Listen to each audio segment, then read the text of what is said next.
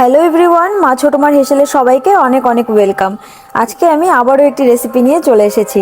আর এই রেসিপিটিও অন্য সব রেসিপির মতন একদম সামান্য উপকরণ দিয়ে ঘরোয়া পদ্ধতিতে বানানো।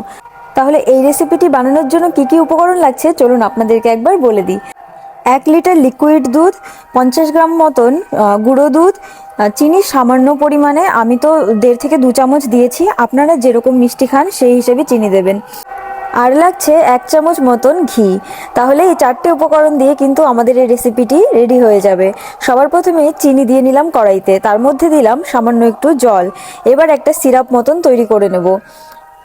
এই দেখুন সিরাপটা অনেকটাই রেডি হয়ে এসেছে, হালকা একটু ব্রাউন কালার এলেই কিন্তু তার মধ্যে দিয়ে দেবো 1 লিটার দুধ।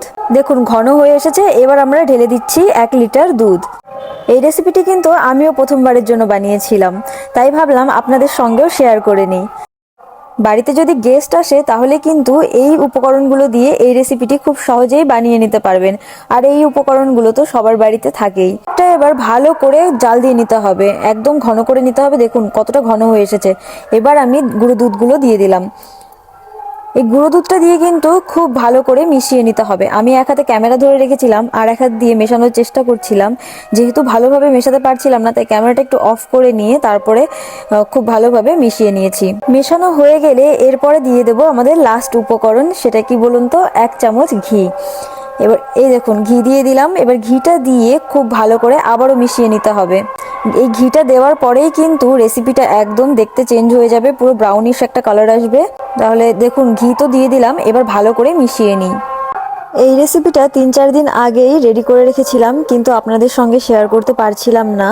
আসলে আমাদের পাড়াতে কীর্তন চলছে, এই জন্য ভয়েস ওভার দিতেও পারছিলাম না। সবাই একটু রাধে রাধে বলে দিন। যেহেতু কীর্তনের জন্য নিরামিষ চলছে, তাই ভেবেছিলাম এই কটা দিন আমি নিরামিষ কিছু রেসিপি আপনাদের সঙ্গে শেয়ার করব, কিন্তু সেটাও হয়ে উঠছে না। তবুও আমি চেষ্টা করব আপনাদের সঙ্গে শেয়ার করার। এই দেখুন অনেকটাই চেঞ্জ হয়ে এসেছে না? দেখুন কালারটাও চেঞ্জ হয়ে এসেছে আর অনেকটা ঘন হয়ে এসেছে। এরপরে তো আরোই কালার চেঞ্জ হয়ে যাবে। দেখুন একদমই কালার চেঞ্জ হয়ে এসেছে আর অনেকটাই ঘন হয়ে এসেছে। এবার আমরা একটা প্লেটে এটা তুলে নেব। এই দেখুন এরকম একটা স্টিলের প্লেটে আপনারা তুলে নিতে পারেন, তাহলে এটা পরে ওঠানোর সময় খুব সহজ হয়। আমি কিন্তু প্লেটে কিছুই মাখিয়ে নিইনি, এমনিতেই উঠে যাবে। তো আমি প্লেটটায় ভালো করে তুলে নিচ্ছি। এরপরে দেখুন কিভাবে বানাই। এই খুন্তিটা ছিল বলে এই রেসিপিটা বানাতে আমার অনেক হেল্প হয়েছে। এই দেখুন আমি যেরকম বানাতে চাইছি ঠিক সেরকমভাবেই হয়ে যাচ্ছে। এইভাবে কিছুক্ষণ রেখে দেবো ঠান্ডা হওয়ার জন্য। ঠান্ডা হয়ে গেলে তারপর একটা ছুরির সাহায্যে এরকম সুন্দর করে কেটে নেব। আপনারা চাইলে অন্য শেপেও কাটতে পারেন, এটা আমার সবথেকে সহজ মনে হয়েছে, তাই আমি এই শেপেই কেটে নিয়েছি। বললাম না খুব সুন্দরভাবে উঠে যাবে।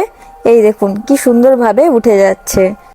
কাটা হয়ে গেলে প্লেটে তুলে সার্ভ করুন, আর দেখুন কেমন হয়েছে খেতে।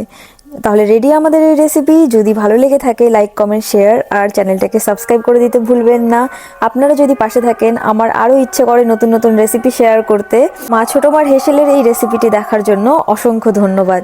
তাড়াতাড়ি আবারও ফিরে আসবো অন্য কোনো রেসিপি নিয়ে।